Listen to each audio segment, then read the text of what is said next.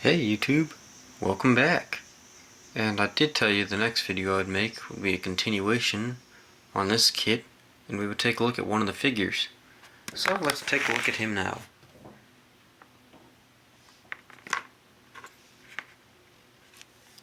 This, as we can see, is the figure I was working on. It is the crouching soldier who looks like he's hunting. Let's see if I can pop these off. Better angle, that's too steep. Throw one of these back. Okay, so this is our soldier here that I've painted up. Got some facial detail. He's got his bayonet, ammo pouches, his canteen. I'm not sure what this is. This came molded with the figure already, these little pouches. So if you know what those are, let me know. Of course, the classic Garand. I need to do some more work here. He's wearing a brown shirt underneath his green jacket. I think I need to do touch up on those straps too. Looks like on the box art those would be more of a yellowish or greenish tone. Sand yellow maybe. They're not black straps, that's for sure. So that's what one of the figures looks like. Very well done by Tamiya. One thing I want to point out, right here on his right arm, as I was putting them together, Tamiya does a fantastic job with their molds. On his arm there is a flat spot, and that flat spot helps you to align the gun to his arm, which would then correspond with it going up to his hand. And if you position this arm right, it should sit right in this hand too. I really like that. They clip together kind of like Legos pretty much.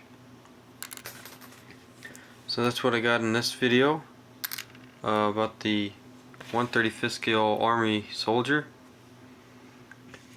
I still need to do a little more work.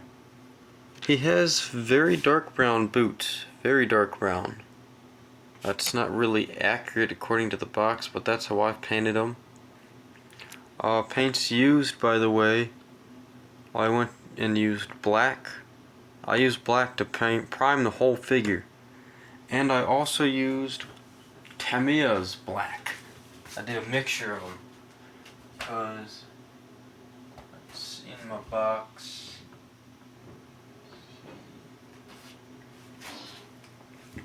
Yeah, that's in my box. Got it. Alright, put him front and center. Bear with me. So, the paints that I used. Right, here we go.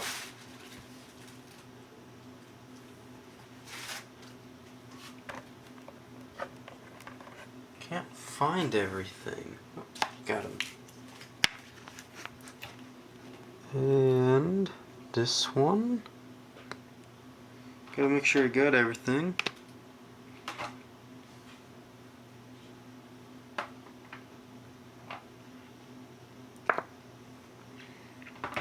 Okay, I think I got all my paints down for the most part. So, as I said, Vallejo's Model Air Black, and then Tamiya's XF1 Flat Black. There's a bit of a sheen on the Vallejo paint, so I used that as a base and then went over it with a flat black. After that, I would take my Testors acrylics. This is paint flat dark gold gray, and I use this instead of white as a dry brush. His pants or his trousers are painted this Humbrol 29 acrylic.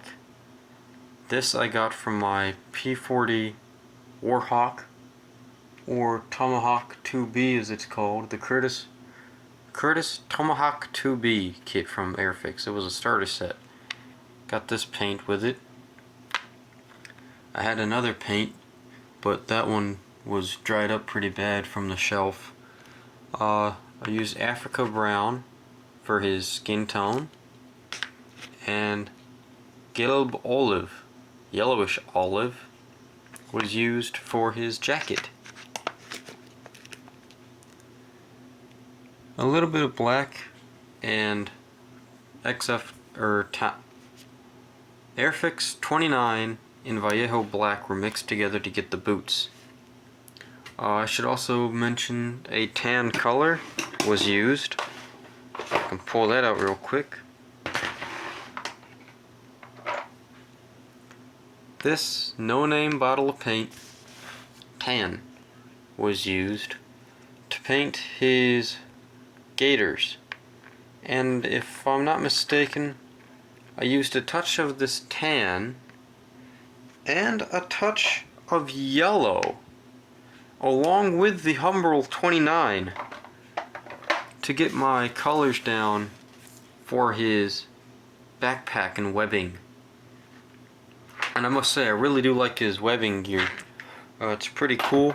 He's got his backpack thing. Those are called haversacks. And then he's got his entrenching tool, non-collapsible, and a meat can pouch on top of that. He's got everything. He's even got his water pouch. He's ready to go. I might try making a vignette or something with him. Based on his angle, I think he should be down on like a ridge. I want to put a tree here and like a little slope, and he'll be like sitting down at the bottom of this slope, kind of popping his head out over a ridge. That's my idea. We'll see what we can do. Also, you know, I happened to started working on this little vehicle. Or little, kind of big if you ask me. A long time ago, late last year, I got this for Christmas. Y'all remember this thing? The Tiger 1? Yeah, it's still not complete yet. I don't even have paint on the hatches. I still need to do touch up on the wheels there. But I got a very good overall coat of paint on the yellow. I like that yellow color. Something else I've done I want to point out is the gun barrel. The gun barrel is pretty cool. Let me zoom out some. Here's the gun barrel. I primed the gun barrel in, I believe it was German gray or NATO black. And then with a stippling technique I stippled the yellow paint over top of it so it looks worn and faded.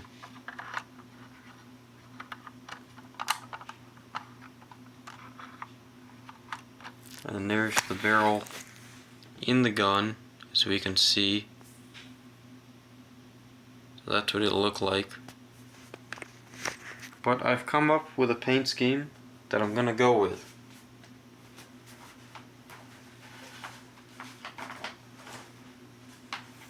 Okay, so I got my instructions and I got my decals. First we're going to take a look at the decals. I want to use decals 131, but I'm not doing the Africa Core 131 because if you'll notice on the turrets, this does not have Tiger 131's tall turret. It has the shorter turret. Hence this is a mid-production model, so it's got that shorter turret. So what I'm going to do is, on the box art, on the actual, on the box here, we've got a paint scheme we can go off of. How on earth am I going to show this off? Don't want to just start ripping that box apart.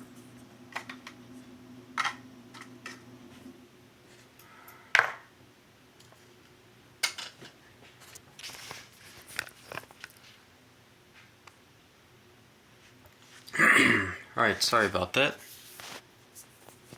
So we're gonna do this. This is Spähpanzerabteilung 506 in October of 1943. This is a yellow and dark red camo scheme. October 1943. And this is important here for what I want to do, because if we take a look at this one right here, oh, get that brightness down. Down.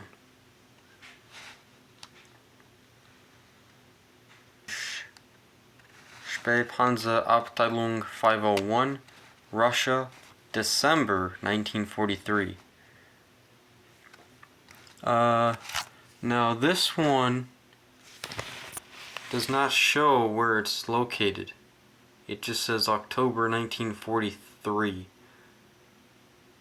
But anyway, I'm going to use the paint scheme off that, the red and the yellow, with the decals of this scheme, which it's very simple. It's just the unit marker.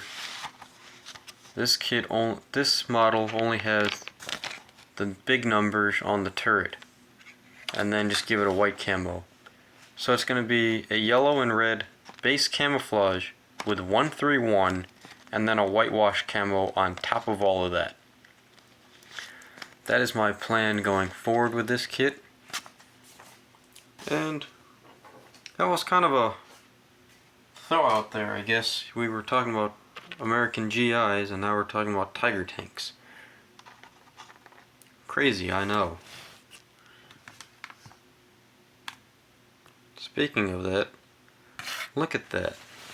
Granted, he is crouching, but look at the size of the difference. I mean, Tigers are huge tanks. That's pretty cool if you ask me. Alright, well, hope you all enjoyed that video. And I want to thank you all for watching the channel. As always, leave a like, leave a comment, do what you gotta do. And I will see you guys in the next video. Cheers.